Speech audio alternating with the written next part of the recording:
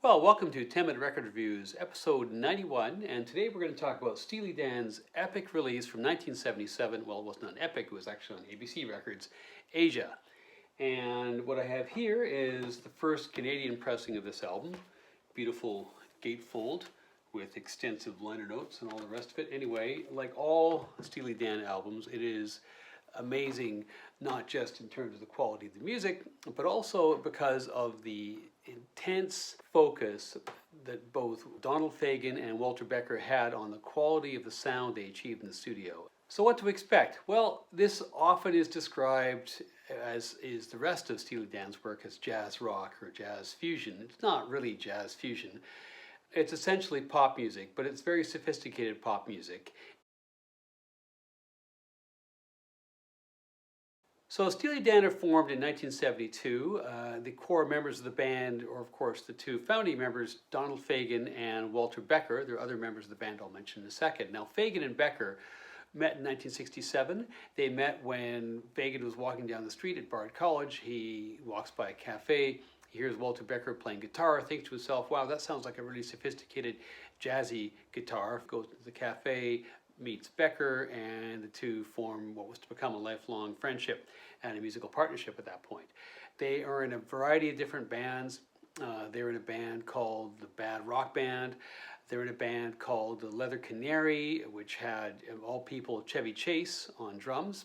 They moved to Brooklyn and tried to pull off the King Goffin Brill Building songwriting kind of route to fame. They had a limited degree of success. They did a little bit of music for a Richard Pryor movie, and they also had a little bit of a glimmer when Barbra Streisand recorded one of their songs in 1971. Things began to look up when one of their sort of musical contacts, a guy called Gary Katz, ended up getting a job out in LA with ABC Records as the in-house producer for a lot of the work that ABC was doing. And he'd known Becker and Fagen from before, gave them a call, said, come out to LA and let's see what we can do.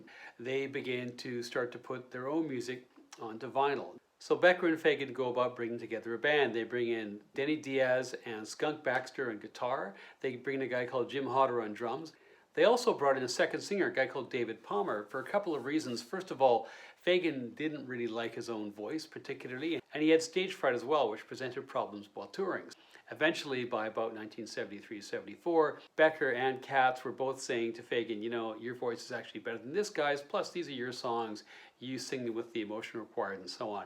And so eventually Palmer just kind of quietly makes an exit out of the band, and that leaves Fagen as the principal singer. They record 3 albums between 1972 and 1974, the third of which is Pretzel Logic. At the end of that, Becker and Fagen are feeling frustrated at touring, which of course, as I just mentioned, was not really Fagen's favorite thing to do anyway. They wanted, just like the Beatles, to focus on recording and perfecting the way in which their music was realized on vinyl. This, of course, was a bit of a frustration to the other players who had not really been part of the evolution of the band as it came to be. They were brought in essentially to capitalize on the suite of songs that Becker and Fagen had written.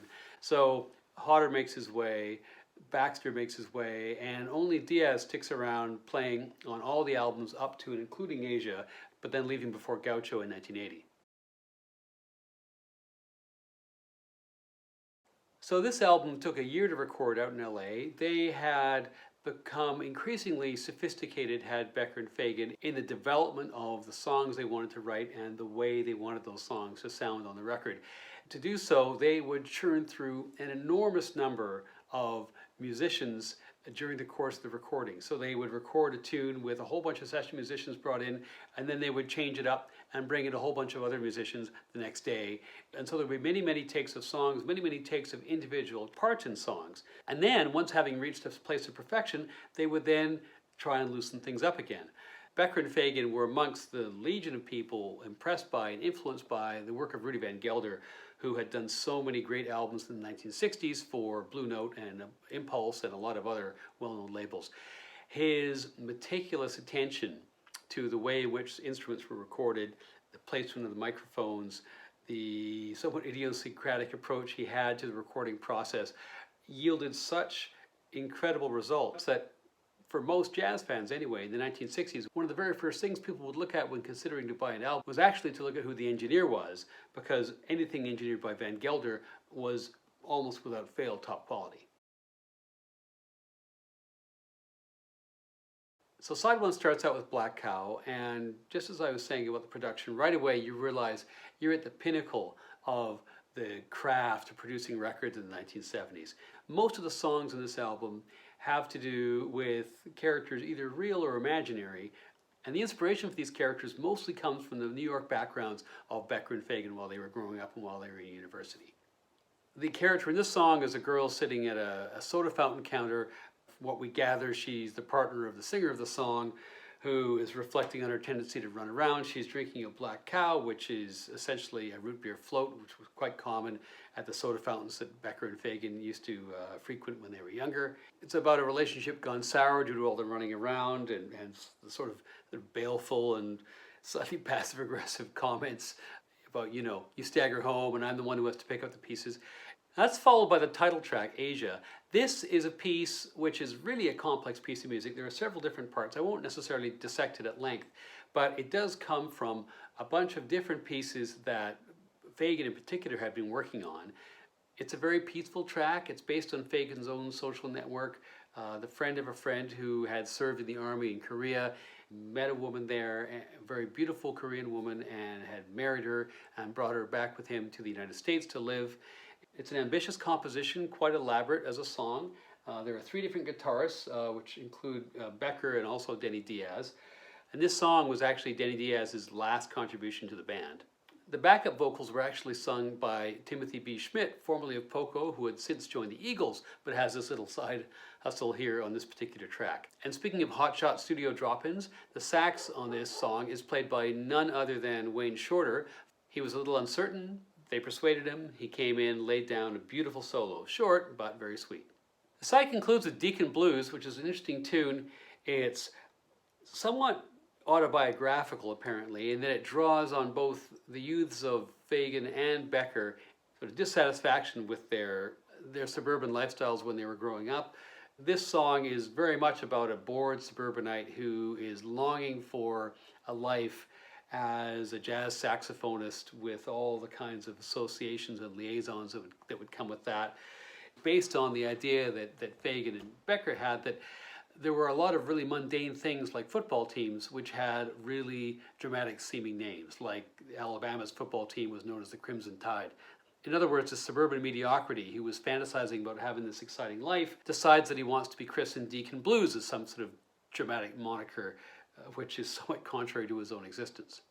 Side 2 starts with another real winner of a song, Peg, which has Michael McDonald not just on backing vocals, but on heavily, artfully constructed backing vocals, during at least one passage of which he sings an entire chord in harmony with himself. I think everything about this song is great. The beat, played by Rick Marotta, who is sitting in on drums, is fantastic. The rest of the playing is fantastic. What I love the most is the guitar tone. And they actually used, I think, 4 different guitar players in sequence, throwing out the first 3. Eventually, the solo was played by a guy called Jay Green. Home at Last is the next song. This has Bernard Purdie sitting in on drums, legendary session player, played with pretty much everybody in the 60s and 70s, maybe in the 50s as well. It also has a synth solo from Fagen. This would actually become a real trademark of his later on. This was the first synthy solo that you really find of his, or one of the first anyway, that you find on their albums. Lyrics are a bit confusing because they seem a bit Homeric in nature, dealing with mythology. It's actually all just a metaphor, apparently, for the songwriters' homesickness for their New York environments. They've said themselves they spent 5 or 6 years in Los Angeles basically pining for New York, and it is that pining from which almost all of their lyrics derive in that period. Then we have I Got the News, which starts with this great pumping bass line, just fantastic. It's got this great bridge all about Spanish kissing, and the solo work is really superb on this. And the album closes out with Josie, which is my favorite song in this whole record. It's got this really cool and eerie opening riff. Then it just pops into this incredibly hip-shaking pocket. It's a wonderful kind of stop-start kind of groove to it. It's basically an R&B song. And you've got Chuck Rainey, this incredible session bass player, played with all kinds of people, who's playing bass. He's playing slap bass. He told them he wanted to play slap bass. The production team was like, no, they weren't so sure. What he does is apparently turned his back to them and began to play with his thumb and to slap the strings, and they loved the effect, but didn't actually know that he'd been slapping until after the record was cut. It's got great drumming by Jim Keltner. It's got an excellent solo by Becker as well.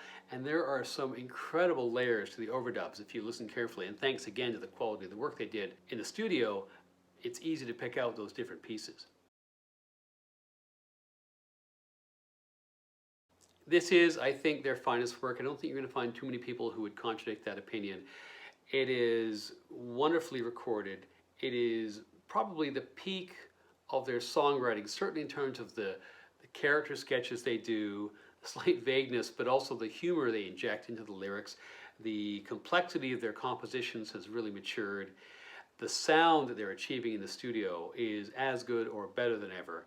There's not a weak song in the album, and it sounds so good, really at any volume, but it's best played loud. So I have to say 5 out of 5 for Asia.